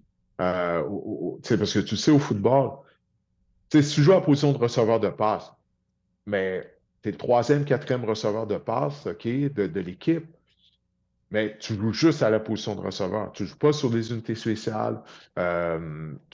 Tu ne joues pas comme gunner, tu ne retournes pas de beauté. Mais il y a un autre receveur qui est peut-être moins talentueux que toi, Mais par contre, il excelle sur les unités spéciales. Il retourne des bottées. Tu peux l'envoyer sur l'unité de bottée de dégagement également. Qui tu penses qui va faire l'équipe? Ça va être ce gars-là. Mhm. Pourquoi? Parce que s'il en fait plus, il amène plus de choses à la table, comme on dit. Mhm. Tu sais, il est polyvalent. Donc, c'est ça, d'être polyvalent, euh, d'être capable de faire plusieurs choses. C'est comme toi, tu sais, aux études, tu as ton podcast. Tu ne fais pas juste une chose. C'est quelque chose qui est très important. Surtout à l'ère actuelle, le plus de choses que tu es capable de faire, ben, ça fait en sorte que tu as une plus grande valeur aux yeux de l'entreprise pour laquelle tu travailles, aux yeux de tes patrons. En théorie, s'ils respectent ça, ben, Mhm. ils vont le voir. Mhm. Tu sais, c'est comment te démarquer au bout du compte. Tu sais, mettons, le sport étant le meilleur exemple qu'on peut pas donner parce que tout le monde peut relate au sport dans le sens que, tu sais, quand tu dis the more you can do, ben, le receveur qui est juste receveur, comment tu te démarques, comment tu sors du lot à Mhm. comparer le gars qui est receveur, mais en Ouais. plus, À moins que tu sois c'est Randy tes. Moss. À moins que tu sois Randy Moss, Jamar Fair enough. Chase. Ben, Là, c'est correct. Mais... je pense que ces gars-là le savaient, tu sais, probablement. Ouais, Mais, tu sais, c'est sûr qu'on parle d'exceptionnel là-dessus, ça, c'est sûr. ouais. Mais si tu mets ça une image qui nous ressemblent, qui sont pas des Mhm. Randy Moss, c'est comment tu peux te démarquer avec ces gens-là quand les deux vous êtes receveurs, tu sais. Mais hyper intéressant. Fait que tu te fais couper par Edmonton, tu décides de revenir à Montréal. C'est à ton retour à Montréal que tu décides les médias, de commencer les médias. Pourquoi tu es allé en médias? Ça n'a pas été immédiatement. Ben, regarde, je travaillais dans un gym à l'époque, Mhm. puis il y avait un client au gym, puis tu sais, je lui parlais, tu sais, lorsque je le croisais. Son nom, c'est Marc Denoncourt. Puis, Marc était venu me voir lorsque je suis revenu d'Edmonton après avoir été coupé. Puis là, il m'avait demandé, ouais, ben là, qu'est-ce que tu vas faire, tu sais, maintenant, étant donné que tu as été retranché. Puis là, j'étais comme, ben, je sais pas, il va falloir que je me trouve une job, tu sais. Puis là, il m'avait dit, t'as jamais pensé à devenir, tu sais, commentateur sportif, tu sais, ou journaliste sportif? Comme non, pas vraiment. Il me dit, ah, il me semble, je te verrais, tu serais bon là-dedans, tu sais, tu t'exprimes bien et tout. Tu sais, puis il dit, au football, réellement, il y a juste Pierre Percheval qui fait ça, tu sais. Fait comme, ouais, tu sais, mais tu sais, j'ai jamais pensé à ça. Puis, fait que c'est lui qui m'a mis cette idée-là en tête, tu sais, qui Aïe, m'a mis aïe. cette idée-là en tête. Fait que c'est ça, tu sais. Puis après ça, je suis retourné aux études, tu sais. T'en as parlé lorsque tu mentionnais mon cheminement. Je suis allé à ProMédia qui n'existe plus là, depuis la dernière année, malheureusement. Ils ont fermé leurs portes. Euh, Fait que c'est ça, tu sais. Donc là, je travaillais de jour à ce moment-là à RDS comme assistant à la réalisation. Puis j'allais à ProMédia le soir. C'est prendre des cours de médias parlés, radio, télé à l'époque. Euh, ouais, fait que c'est ça, tu sais. Fait que je me souviens plus, là, c'est quoi ta question, là? Ben, pourquoi t'étais allé dans les médias, en fait, là? Ah oui, oui, ben c'est ça. Mais, Ben, donc, c'est de ouais, cette c'est ça. façon-là mais même au début, je travaillais derrière la caméra. Ça prend un certain bout de temps que j'ai pris la décision, OK, tu sais, j'aimerais ça travailler devant la caméra. Uh-huh. C'est là qu'on m'avait conseillé d'aller chercher une base solide, d'aller à ProMédia. Puis j'ai suivi le conseil qu'on m'a donné. Euh, puis c'est ça. Fait que j'allais me chercher une base solide. J'ai fait de la radio communautaire. Après ça, j'avais travaillé à Toronto pour Radio-Canada en français, à la radio. Mais à Toronto, c'est diffusé à travers le pays, sauf au Québec, pendant que c'est en français. Ah ouais. Puis ça avait, ouais, ouais, puis, mais ça avait vraiment été une belle expérience. Très belle expérience. C'est sur l'émission du matin. Euh, tu sais, j'allais sur le terrain pour me chercher du son. La seule chose que je n'aimais pas, c'est l'horaire, parce que c'est une émission du matin, tu es en ondes à 5 heures du matin. Tu es au bureau à 4 heures, puis là, quand tu es le gars du sport ou la personne qui suit le culturel, ben là, tu dois assister aux événements sportifs ou aux spectacles qui ont lieu le soir. Ah, ok, ouais. Ouais, tu vois, ça marche pas, là, tu sais, ça marche pas. Donc, je me souviens, je me réveillais à 2 heures du matin, je regardais le Sports Center 2 heures du matin parce que, en plus, je vais faire des chroniques pour les autres stations de Radio-Canada à travers le pays. Donc, mon bulletin des sports ne pouvait pas être le même que je faisais dans Oh my l'Est pour God. l'Ouest quand je faisais une intervention à Radio-Canada en Alberta. Fait que je parle des Flames, des Oilers, des Eskimos à l'époque, des St. Peters, des équipes locales. Fait que là, qu'est-ce que je faisais? Je me levais à 2 heures du matin, je regardais SportsCenter 2 heures du matin en déjeunant. Puis pour voir qu'est-ce qui était arrivé, tu sais, dans les matchs. Tu peux pas juste regarder la feuille de statistiques, aller Uh-huh. sur le site web, tu sais, faut que tu aies vu là, l'événement. Donc c'est ça, mais c'est cool parce que aussi, euh, ben, j'avais besoin d'avoir du son, tu sais, j'aimais ça avoir du son, avoir des clips lors de mes chroniques. Donc j'allais au match des Maple Leafs. À cette époque-là, les Leafs n'avaient aucun francophone dans l'équipe. Je pense pas, je sais même pas si en ont là, maintenant, mais peu importe. Donc, j'allais constamment dans le vestiaire de l'équipe adverse, tu sais, pour avoir Ah, du son ouais. en français. Ouais, faut dire comment ça fait longtemps là, de ça.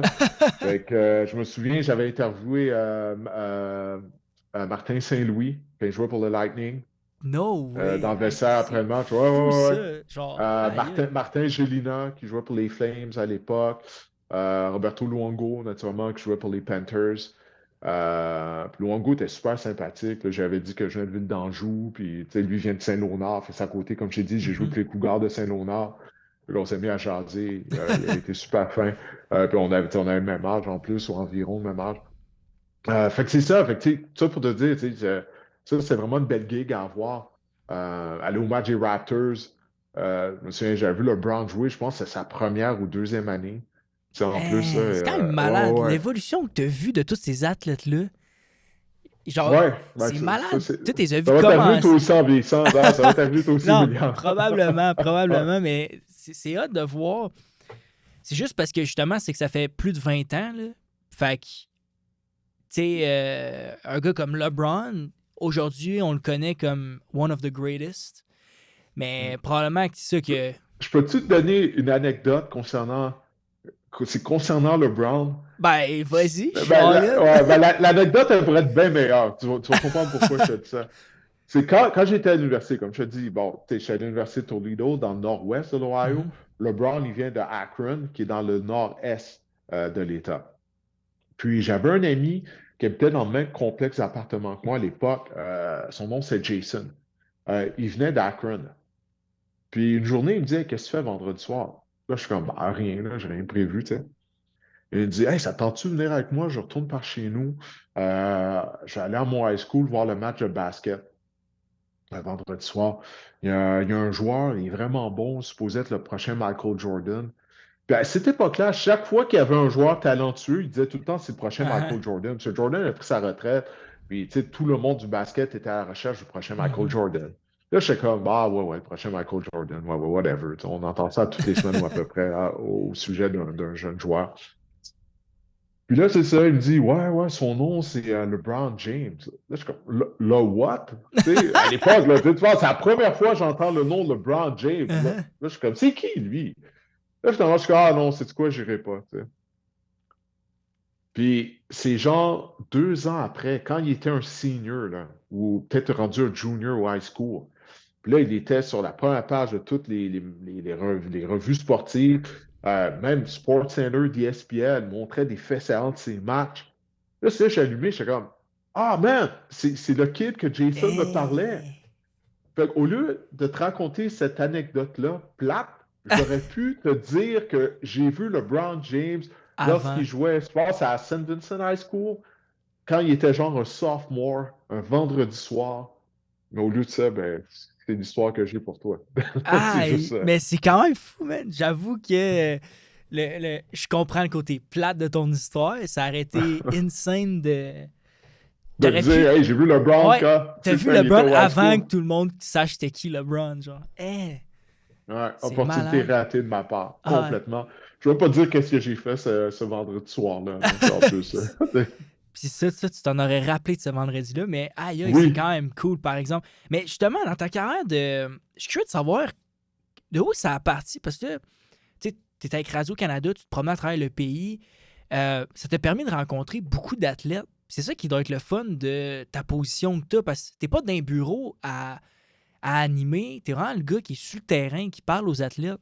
Mais de où ça a commencé, ça, cette fameuse ben, ce métier-là, de se dire, écoute, toi, Didier, t'es le gars qui va être sur nos sidelines, t'es le gars qui va aller voir les joueurs, qui va préparer ses entrevues. Comment ça arrivé? C'est arrivé.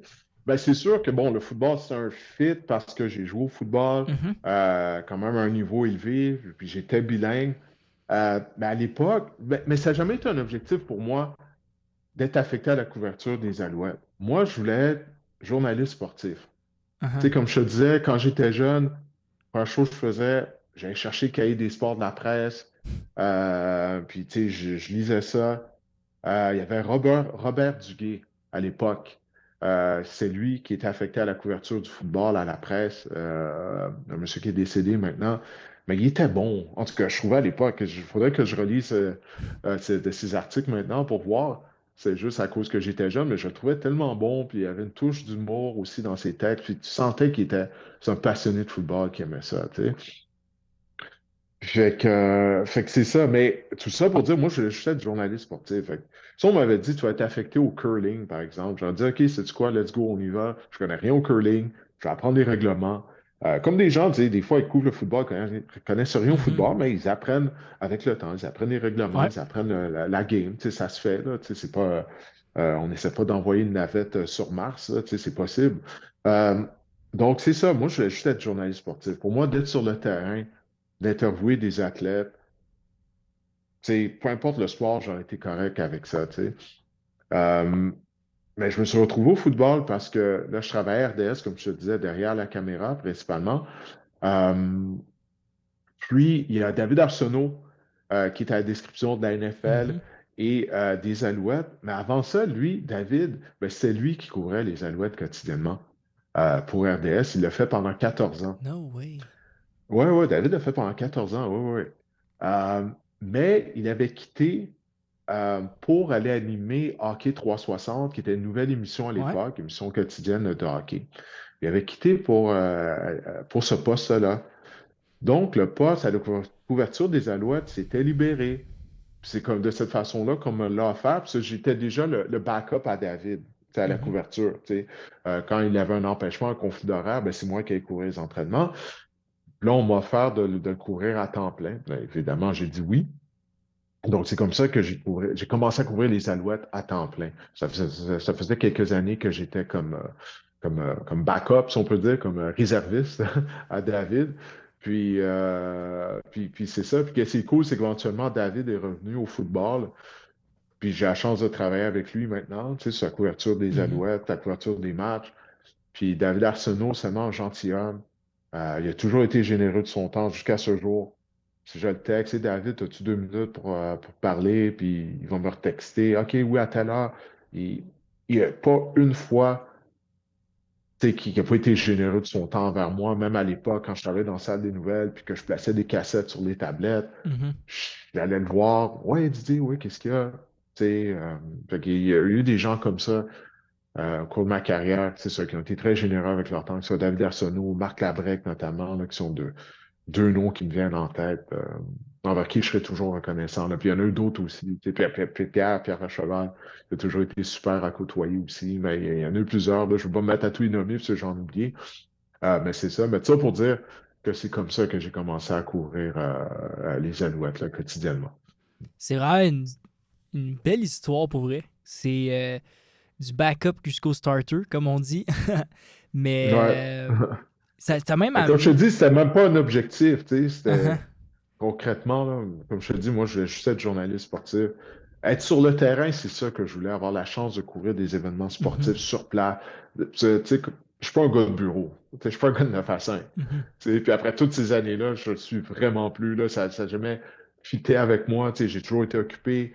Tu sais, puis je pense que tu peux comprendre ça, parce que tu as pratiqué du sport en bas âge. Mhm. Donc, tu es constamment, tu sais, ça vient de partie de ton ADN, là, d'aller à tes entraînements, d'aller à tes cours, tu sais, de faire plus d'une chose à la fois. Fait que d'être 100%. assis dans un bureau de 9 à 5, c'est comme être un lion en Mhm. cage, là, tu sais, ça fonctionne pas avec moi, puis je suis sûr que ça doit pas fonctionner avec toi non plus, là.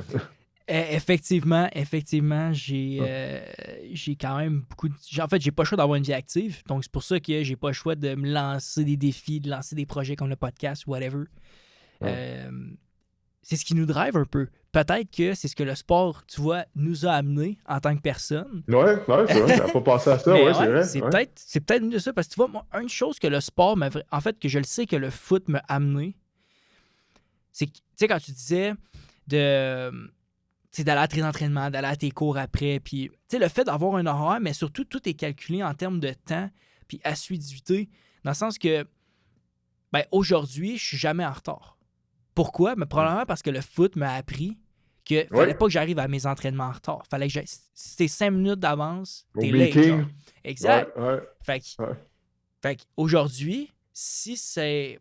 Peu importe ce que je fais dans la vie, si ça l'affecte le temps de quelqu'un d'autre, je vais jamais être en retard. Parce que, je sais pas, moi, ça m'a apporté ça, le sport. Mais tu sais, ça, je l'avais pas Mhm. remarqué quand je le faisais. C'est après, quand j'ai fini. Puis à la job, mettons, les gars, ils me le disaient. Mon boss, il me disait, genre, t'es un des gars les plus sharp qu'on a. Je suis comme, Griff, c'est nice de l'entendre. Si t'es tout le temps à l'heure, t'es tout le temps Ouais. là, t'es comme, bon, ben c'est là que j'ai remarqué que. Ben, pour toi, c'est juste la base. Ah, tu Exact, sais, pour toi, exact. c'est juste la base, mais à un moment donné, tu te rends compte, ah non, OK, pour certaines personnes, ça, ils l'ont pas, ça. Mhm, Puis toi, tu l'as à cause du football. C'est de la exact. discipline que ça t'a amené. Ouais. Mhm. Fait que, je sais pas, je trouvais. C'est une belle histoire. Je trouvais que ça fitait bien avec ce que tu disais. Ça t'a même amené jusqu'à des Super Bowls. Moi, j'ai entendu dire que l'accréditation avec la NFL pour les médias, c'était quand même compliqué. Ils acceptent pas tout. Ils acceptent vraiment pas tout le monde, mais en tout cas, il y a des rumeurs qu'ils Je sais contrôlent pas un si peu. à quel point c'est vrai, ça, parce que à tous les ans, il y a de plus en plus de médias. J'oublie combien de Ah médias ouais? étaient accrédités l'année dernière. Je sais pas si c'est 5000 ou. Oh Puis tu my sais, God. maintenant, avec les podcasts, avec les réseaux sociaux, c'est pas juste des journalistes de formation qui sont là, qui sont accrédités, là, tu sais. Donc, d'après moi, je crois, là, juste de vue, tu sais, ça fait quand même un certain temps que je suis choyé et que je peux couvrir l'événement. Ça doit être moins difficile qu'avant. Ça doit être moins Hmm. difficile qu'il y a une quinzaine d'années d'être accrédité. J'ai l'impression. Écoute, dis-moi pas ça parce que je vais vraiment essayer. Mais Essaye, t'as rien à perdre. non, Le exact. pire qui va arriver, c'est qu'ils te disent non. Exact, exact. Bon, c'est quoi, tu m'as craqué, je vais le faire. Tu me dis. Dans ma tête, c'était compliqué, mais là, si tu me. Pourquoi Ben, pas? exact. Pourquoi pas? Peut-être que je me trompe, mais comme je te dis, de ce que j'ai vu lors des dernières années, j'ai remarqué ça, je suis comme, hey, il me semble que des gens, je suis comme, OK, comment ils ont fait pour être accrédités? Mais Mhm. bon. Mais c'est vrai, tu sais, en même temps, pour la NFL, tu sais, c'est de l'exposure de plus. Tu sais, pourquoi pas? En même temps, il y a Ben ce voilà. côté-là. Pour eux, c'est ils se font vendre leur ligue à côté, puis Ben tu sais, ouais, tu c'est peux du pas te limiter business. aux médias traditionnels comme avant. Exact. Ben, Sinon, c'est tu vas ça. passer complètement à côté de la traque. 100%. Tu sais, je lisais même là, parce que là, le Pro Bowl, qui est devenu maintenant un match de flag football, va avoir lieu durant la semaine du Super Bowl cette année, là, au Super Bowl qui s'en Ah vient là, à ouais, San ok, ils ont Francisco. changé Ouais, ça. ben parce qu'ils veulent donner plus d'exposure justement à l'événement du Pro Bowl. Tu sais. Fait que là, ça va pas avoir lieu dans le stade où la rencontre va avoir lieu, mais ça va avoir lieu quelque part à San Francisco. Euh, Puis même, il va y avoir un autre match de flag où ça va être des influenceurs qui vont y participer. Ils ont fait ça en Europe au cours de l'automne, Ouais, lors d'une des ouais. rencontres à Londres. Ils avaient fait ça. Fait que c'est ça. Fait que, comme je disais, tu peux pas te limiter aux médias traditionnels, là. Tu Mhm, sais, maintenant, c'est comme tu dis, tu sais, ils veulent aller chercher de l'exposure et tout, ils veulent aller chercher des jeunes fans. Euh, donc, tu dois donner accès au plus de gens possible d'une certaine façon. mhm. Ouais, j'avais vu passer le match de football avec des influenceurs. Ben, en même temps, c'est des influenceurs tu sais, que je suis, veux pas. La majorité sont dans le sport. Mais je l'avais vu Mhm. passer ça. Je trouve ça quand même cool. Des choses que des fois, je sais pas, j'ai pas envie d'embarquer là-dedans, mais que la CFL, des fois, pourrait peut-être tu sais, prendre, je sais pas, tu sais, le côté marketing de la CFL, des fois, est peut-être un peu à travailler, qui pourrait peut-être prendre des cues un peu de les grosses Ouais. ligues. Euh, Une question de coût aussi, hein. Tu sais, Ça, les budgets c'est. sont très différents, Ça, là. ouais, exact. C'est tout le temps Tu le sais, nerf de la la NFL guerre. imprime elle-même son argent, là, tu sais, pratiquement, là. C'est fou, là. Ouais, ben, c'est sûr. C'est sûr qu'il y a ça. Mais où est-ce que je m'en allais avec ça, en fait, c'est que j'ai envie de savoir, est-ce que les ligues comme la CFL, la NFL, est-ce que des fois, ils contrôlent un peu ce qu'il faut que vous disiez, les styles de questions que vous avez le droit de poser? Parce que vous, en tant que journaliste, t'es montré à comment poser les questions. Euh, les athlètes, ça a l'air qu'ils sont aujourd'hui montrés à comment y répondre. Mais moi, Mhm. je suis curieux de savoir, est-ce que des fois, les ligues, il y a des choses qui essaient de contrôler ce que vous dites aux athlètes, ce que vous demandez? Non, non, je peux pas te dire, pas vraiment, non. J'essaie de penser si c'est déjà arrivé. Je crois pas, non. En tout cas, pour moi, non. Tu sais, on va au point de presse, on pose nos questions, il n'y a personne Mhm, qui essaie de nous mettre les bâtons dans les roues, ce qui serait pas une bonne chose à faire.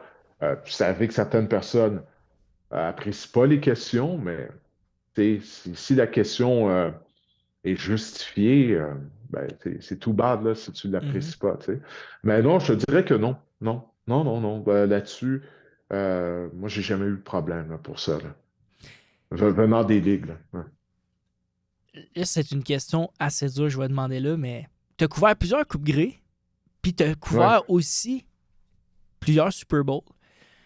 Je sais que c'est deux événements qui ne se comparent pas vraiment, mais si on reste dans le sport, ça se compare. Super Mhm. Bowl ou Coupe Grey? Mais là, de comparer comme ça, tu sais, c'est deux gros événements sportifs. Ah, OK? Écoute, la Coupe Grey, c'était pratiquement, ben, il y a un mois, jour pour jour, on est le ah. Ouais. 16 décembre. Ça a eu lieu le 16 novembre. C'est magique, là, tu sais, d'être sur le terrain avant le match. Moi, c'est un de mes moments favoris. D'être sur le terrain avant la rencontre de la Coupe Grey et du Super Bowl.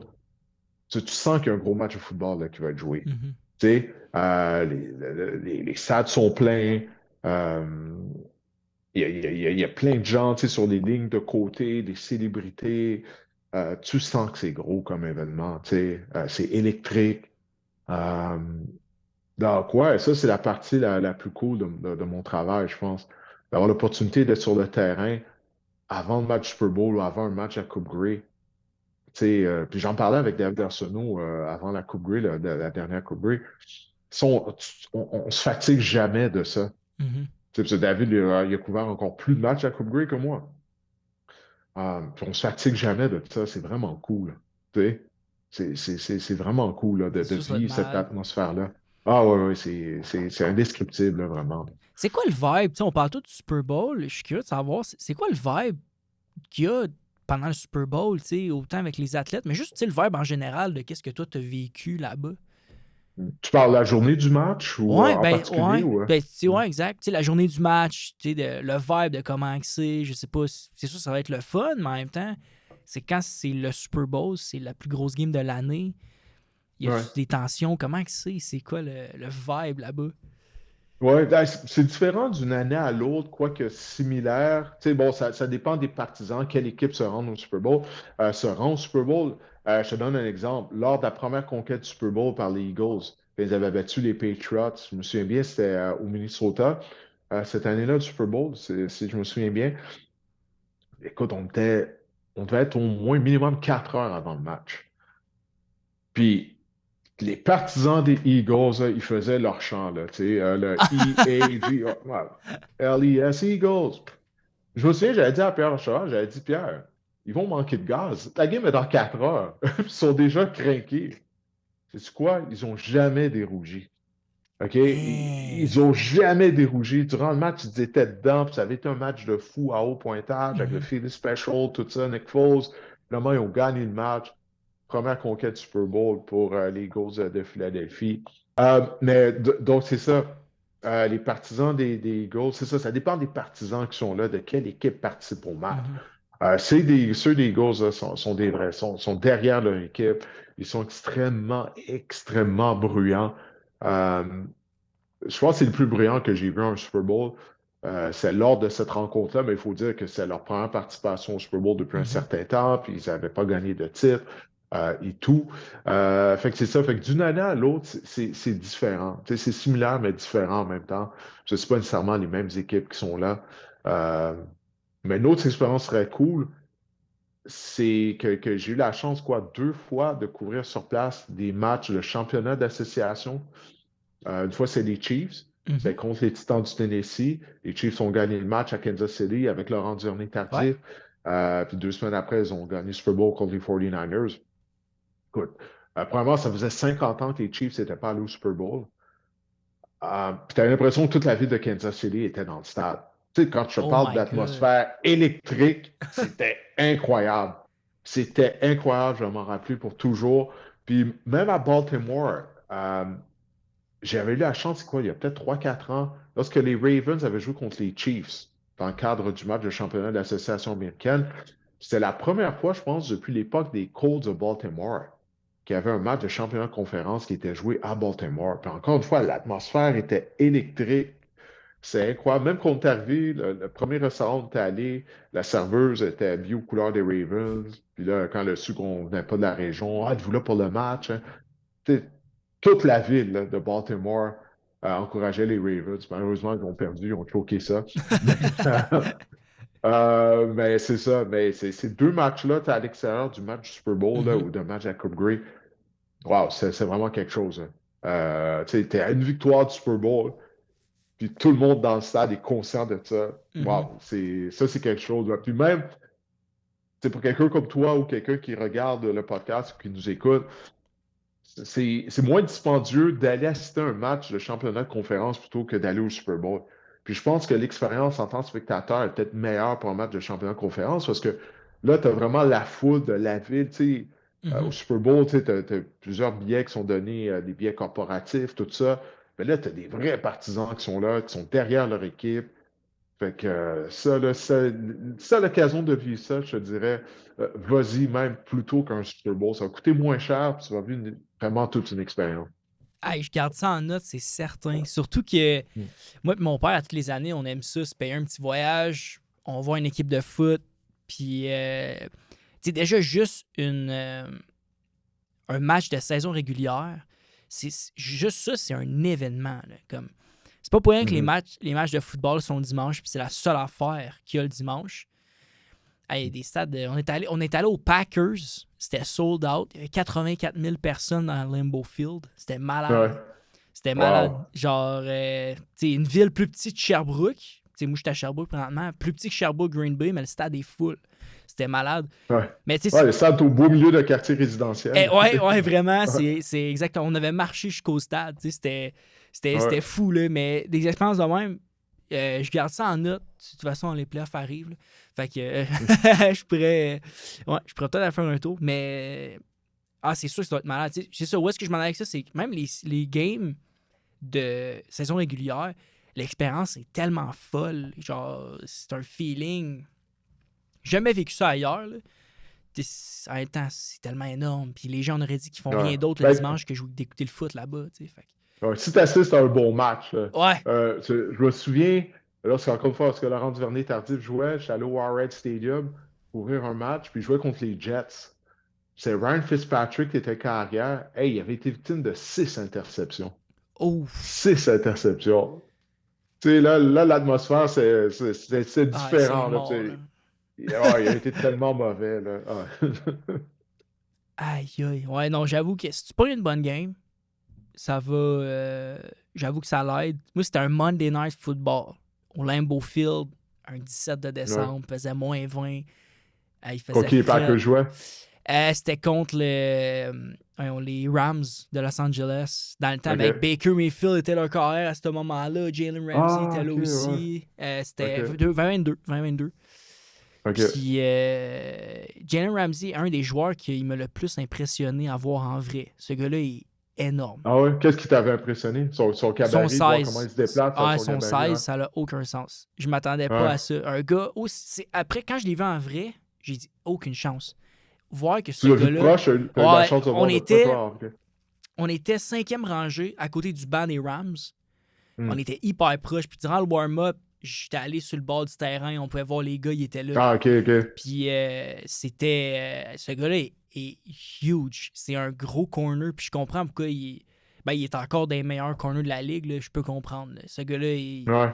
il est vraiment. Il est gros. C'est un gros corner. Puis on peut comprendre pourquoi il est fort Ouais. physiquement. Puis qu'il domine dans cette ligue-là. Puis la façon comment il bouge. Tu sais, le joueur que j'avais ressenti la même chose en le voyant en personne, en le voyant s'échauffer, exactement comme toi, c'est Julio Jones. Ah ouais. Ah, c'est fou. Tu sais, physiquement, premièrement, il avait l'air d'un robot. Tu sais, il était grand, il est 6'4", mais il était bâti tu sais, pour un receveur de passe, Uh-huh. là. Tu sais, je le regardais, c'est comme s'il il avait été conçu en laboratoire. Puis là, il se met à courir ses tracés, puis à 6-4 quoi, 2-20 genre, il se déplaçait comme un receveur de. Tu sais, ses changements de direction, c'est comme un receveur de 5 pieds 9, 180 livres. Aïe, aïe. Tu sais, je le regardais, je suis comme, mais voyons donc. Tu sais, c'est fou, là. C'est vraiment fou, là, de le voir comment il se déplaçait, là. Je pense que c'est l'athlète au football que j'ai vu, là, de mes yeux, que ça m'a le plus impressionné, là. Il y en a d'autres qui m'ont impressionné physiquement, est imposant. Je me souviens, Cam Newton, j'étais comme, voyons, c'est pas en carrière, ça n'a pas de Ah, bon il est sens. énorme, Tu Cam sais, Newton. oh, oui, oui. Tu sais, même à la télé, ça y rend pas justice. Faut que tu le vois en personne, hein. Uh-huh. On dirait un ailier rapproché. Mhm. Mais Julio Jones, là, j'en revenais pas que quelqu'un avec ce gabarit-là était aussi fluide, aussi vif. Ça n'avait pas d'allure, là. Tu sais. Ah ouais, c'est fou Ouais. ça veut dire freak athlete là. Il a tout le temps Ah été ouais, un vraiment, là. super de bon receveur, mais je savais pas qu'il était. Tu sais, on sait qu'il est jacked, là, mais je savais pas que c'est un gars qui était 2,20 là. C'est un gros receveur, là. Il me semble que c'est ça, c'est 2,15 minimum, Ah, là. ça Ouais, ouais, c'est m'étonnerait ça, pas, là. Ça m'étonnerait mais pas. je te dis, de la façon qu'il se déplaçait, c'est déplacements latéraux, quand il courait tracé de passe, je te dis, c'est comme un receveur de 5 pieds 9, 185 livres. Ouais. Aïe, aïe. Mm. Malade. Moi, là, tu vois, la seule chose que j'avais un peu déplorée du côté de Jalen Ramsey, c'est qu'on aurait dit qu'il savait qu'il était une superstar. Mm. Puis, tu sais, je sais pas, moi, je trouvais que dans l'attitude, tu sais, ça se voyait, là, ça se ressentait sur le terrain que je pense qu'il se trouvait un peu à part des autres. Tu sais, le gars, il fait son warm-up tout seul dans son coin. Là. Il est même pas avec l'équipe. Ouais, Il se lance la balle tout seul avec son coach. Tu sais, il est même pas ouais. avec les gars. Fait que, je sais pas. Ça me donnait un vibe un peu weird. Il doit, tu sais, Ok, ouais. je sais pas, là, sur le terrain là-bas, il était peut-être dans son pre-game mindset qu'il veut pas il veut pas se faire écœurer par personne. Mais moi, je trouvais ça un peu spécial. Mais à part de ça, je parle de. Tu sais, il jouait contre Devante Adams à ce moment-là. Fait que c'était Ah ouais, un wow. gros. Toute une Ouais, confrontation, ouais. exact. C'était une grosse confrontation. Là. C'était vraiment, vraiment sick de voir ça. Puis les Packers avaient gagné en plus avec Aaron Rodgers. Fait que j'étais content d'avoir été là. En parlant de la saison de la NFL, Philip Rivers, un retour inattendu. Les Chiefs sont hors des playoffs. J'aimerais t'entendre sur la fin de saison de la NFL. Juste en général, je sais pas si tu as des stats qui pourraient être intéressantes à savoir, des prédictions ou peu importe, juste ta vision de la fin de la saison. Comment ça se passe en ce moment en Ouais. NFL? Ben, écoute, tout d'abord, c'est une saison qui est vraiment imprévisible. Je pense que tu as remarqué ça, toi aussi. Tu sais, les Chiefs sont déjà éliminés. Imagine-toi. Ouais, ça, c'est Tu fou. sais, si quelqu'un t'avait dit ça au mois d'août, t'aurais dit, ben non, d'aucune façon. Tu sais, les Chiefs sont éliminés. Donc, c'est ça. Là, Patrick Mahomes s'est blessé. Il a déchiré un de ses ligaments croisés Mhm. intérieurs. Au moment où on se parle, c'est éliminatoire commencé aujourd'hui. Les Lions, ils ne participeraient pas. Ça, c'est une autre chose. Quelqu'un t'avait Ouais. dit ça au mois d'août. T'aurais dit, ben voyons, d'aucune façon. Là. Même ça, ils ont des nouveaux coordonnateurs et tout. Fait que ça, c'est une saison qui est vraiment, mais vraiment imprévisible, je trouve. Les Rams ont l'air d'être l'équipe à battre du côté de la nationale. Mhm. Présentement, peut-être que dans 3 semaines, ça va être différent. Mais en termes d'équipe complète, ils n'ont pas beaucoup de faiblesses, je trouve. Donc, j'ai hâte de les voir en éliminatoire, là, définitivement. Mais tout peut arriver. Tu sais, il n'y aura pas de Mahomes. On va voir si les Ravens vont y participer. On va voir si Lamar va participer aux éliminatoires. Mais Lamar n'est pas Lamar depuis plus d'un mois Ouais, maintenant. vrai, ça, Tu sais, c'est avec les vrai, ouais. blessures qu'il y a eu cette année, ouais, c'est ça. Est-ce que ça va revenir? On ne sait pas pour Mhm. l'instant. On dirait que non. Euh, les Bills ont toujours Superman Josh Allen. Mais la défense, tu sais, encore une fois, ils viennent d'accorder plus Accorde de beaucoup de 200 verges au points. sol aux Patriots. Ouais, c'est ça. Tu sais. En particulier contre la course, ils ont des ennuis. Fait que c'est ça. Fait que tout ça, ça fait en sorte que c'est prometteur pour les éliminatoires. Mhm. Tu sais. Puis les Eagles, bon, de la patte, ils viennent de battre les Raiders, mais avant ça, ils avaient perdu leurs 3 derniers matchs. Les Raiders, de toute façon, c'est la pire équipe de la Ligue, une des pires.